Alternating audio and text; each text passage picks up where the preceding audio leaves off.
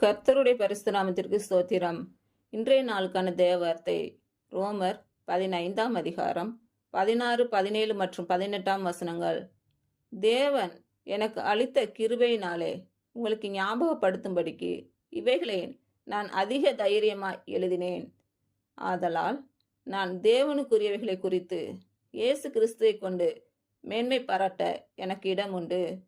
புறஜாதியரை வார்த்தையினாலும் செய்கையினாலும் கீழ்ப்படிய பண்ணும்படிக்கு அற்புத அடையாளங்களின் பலத்தினாலும் தேவ ஆவியின் பலத்தினாலும் கிறிஸ்துவானவர் என்னை கொண்டு நடப்பித்தவைகளை சொல்வதை அல்லாமல் வேறொன்றையும் சொல்ல நான் துணிவதில்லை.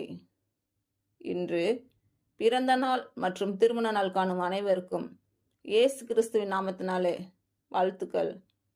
கர்த்தர் உங்கள் பலவீனங்களை மாற்றி உங்களுக்கு பலத்தை கட்டளையிடுவாராக.